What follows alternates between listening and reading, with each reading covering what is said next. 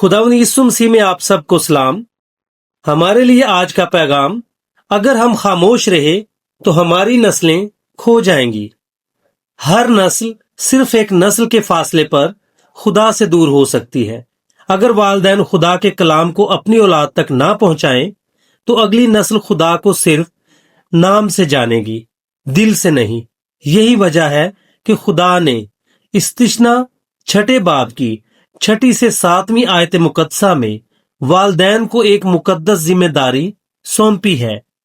इस्तिश्ना की किताब उसके 6 बाब की 6 से 7वीं आयत मुकद्दसा में हम पढ़ते हैं, और ये बातें जिनका हुक्म आज मैं तुझे देता हूँ तेरे दिल पर नक्श रहें, और तू इनको अपनी औलाद के ज़हन नशीन करना, और घर बैठे और राह चलते और लेटते और उठते वक्त इनका जिक्र किया करना।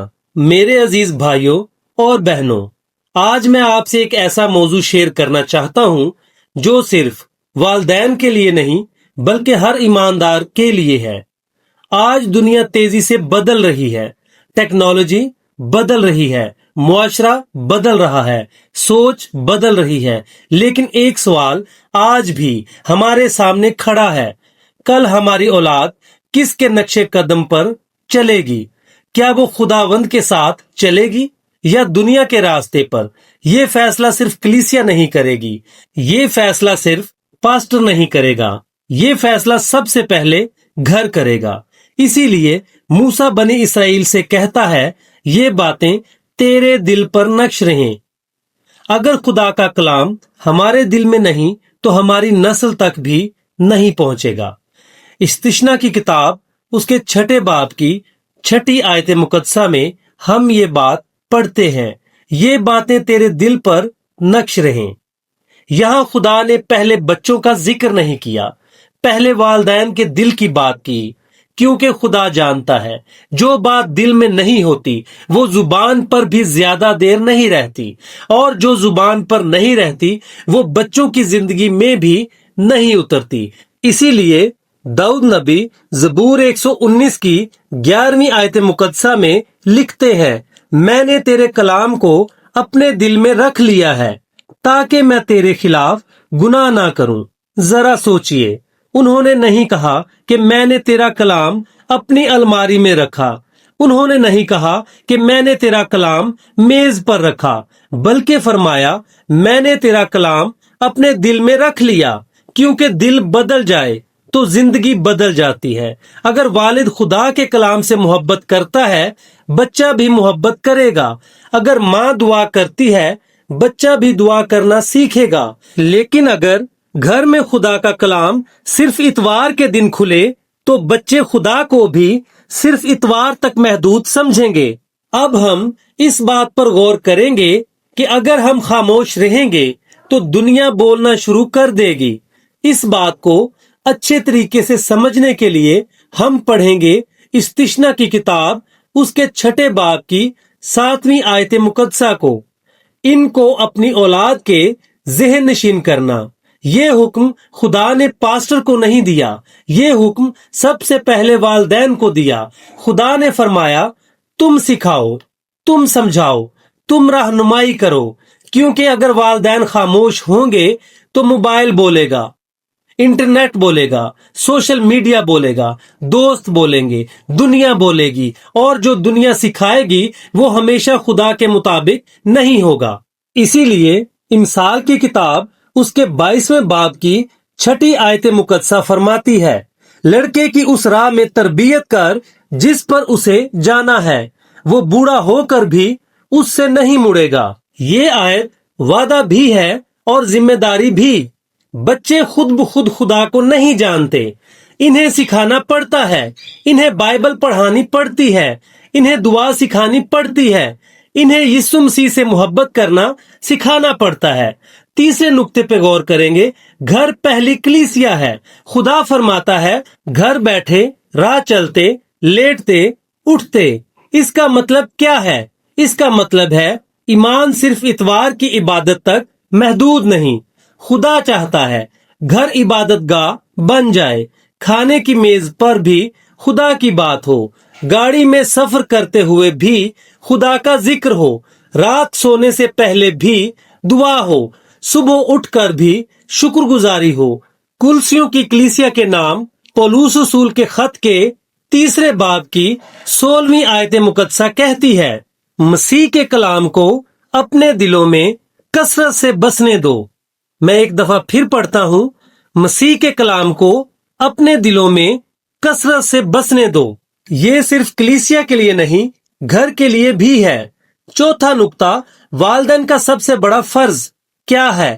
ہم پڑھیں گے پولس رسول کا افسیوں کی کلیسیا کے نام خط، اس کے 6 باب کی 4 آیت مقدسہ کو، اور اے اولاد والو، تم اپنے فرزندوں کو غصہ نہ دلاؤ، بلکہ خداوند کی طرف سے تربیت اور نصیحت دے دے کر ان کی پرورش کرو۔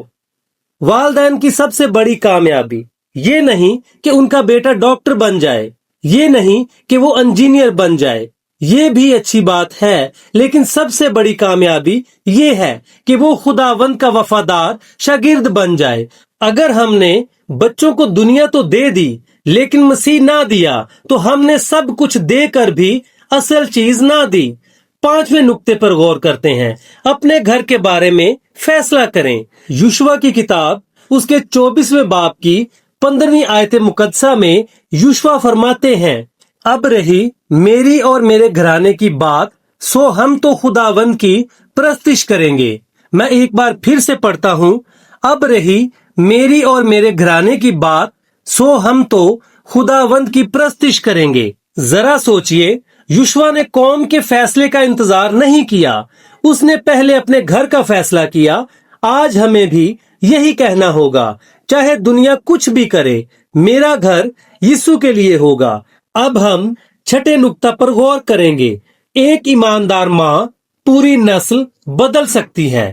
2 تیموتھیوس اس کے 1 باب کی 5ویں آیت مقدسہ میں پولس رسول تیموتھیوس سے کہتے ہیں، اور مجھے تیرا وہ بیر یا ایمان یاد دلایا گیا ہے جو پہلے تیری نانی لوئس اور تیری ماں یونیکے رکھتی تھیں، اور مجھے یقین ہے کہ تو بھی رکھتا ہے۔ میں ایک بار پھر پڑھتا ہوں، اور مجھے تیرا وہ بیر یا ایمان یاد دلایا گیا ہے جو پہلے تیری نانی لوئس اور تیری ماں یونیکے رکھتی تھیں، اور مجھے یقین ہے کہ تو بھی رکھتا ہے۔ اس کے بعد 2 تیموتھیوس اس کے 3 باب کی 15ویں آیت مقدسہ میں پولس رسول تیموتھیوس کو فرماتا ہے، اور تو بچپن سے ان پاک نوشتوں سے واقف ہے۔ دوبارہ سے پڑھتا ہوں، اور تو بچپن سے ان پاک نوشتوں سے واقف ہے۔ کیوں؟ کیونکہ ایک ماں خاموش نہیں رہی، اس نے خدا کا کلام اپنے بچے کو سکھایا۔ آج شاید آپ سوچتے ہو میرا بچہ ابھی چھوٹا ہے، لیکن یاد رکھیں بچپن میں بویا ہوا بیج وقت آنے پر ضرور پھل لاتا ہے۔ اب ہم 7ویں نقطہ پر غور کریں گے، سب سے بڑا حکم۔ یسوع المسیح نے فرمایا، متی کی انجیل اس کے 22ویں باب کی 37ویں اور 38ویں آیت مقدسہ میں اس نے اس سے کہا کہ خداوند اپنے خدا سے اپنے سارے دل اور اپنی ساری جان اور اپنی ساری عقل سے محبت رکھ۔ بڑا اور پہلا حکم یہی ہے۔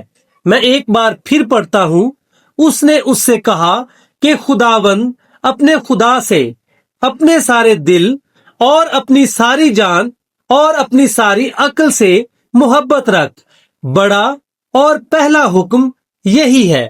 اسی طرح مرکز کی انجیل اس کے 12ویں باب کی 30ویں آیت مقدسہ میں بھی یہی تعلیم ہے، اور تو خداوند اپنے خدا سے اپنے سارے دل اور اپنی ساری جان اور اپنی ساری عقل اور اپنی ساری طاقت سے محبت رکھ۔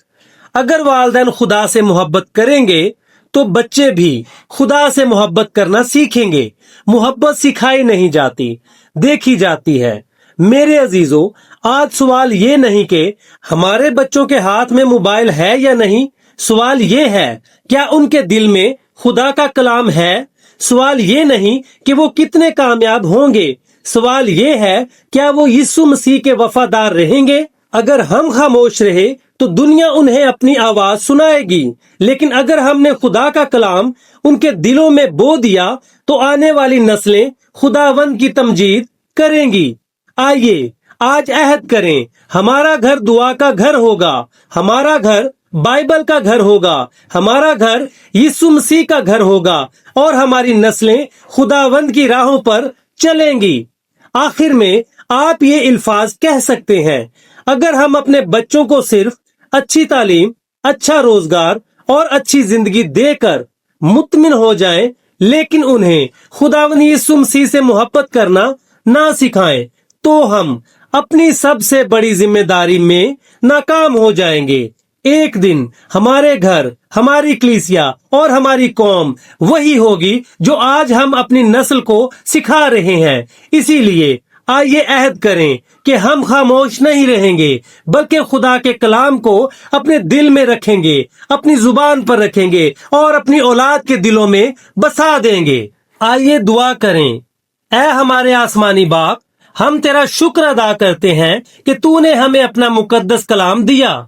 हम इकरार करते हैं कि कई मर्तबा हम अपनी रोजमर्रा जिंदगी में इतने मसरूफ हो गए कि अपनी औलाद के साथ तेरा कलाम बांटने में गफलत बरती। हमें मुआफ फरमा।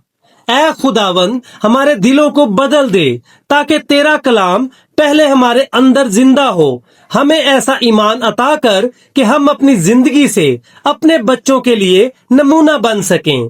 हर बाप को हिकमत दे, हर माँ को कुव्वत दे और हर खानदान को अपनी हजूरी से भर दे। हमारे घरों में दुआ, मोहब्बत, मुआफी और तेरे कलाम की आवाज हमेशा सुनाई दे। हमारी नई नस्ल को दुनिया की गुमराह कुन आवाजों से महफूज रख। उनके दिलों में यीशु मसीह की मोहब्बत, सच्चाई और फरमाबरदारी पैदा कर। उन्हें पाक रूह की रहनुमाई में चलने की तौफीक अता फरमा। ऐ खुदावन, हमें ये हिम्मत दे कि हम खामोश ना रहें, बल्कि दलेरी के साथ अपनी नस्ल को तेरे बारे में सिखाए, ताकि हमारे बच्चे और उनके बाद आने वाली नस्लें भी तेरे नाम को जलाल दें। हम ये सब कुछ अपने नजात दहिंदा खुदावंद यीशु मसीह के बाबरकत नाम में मांगते हैं। आमीन।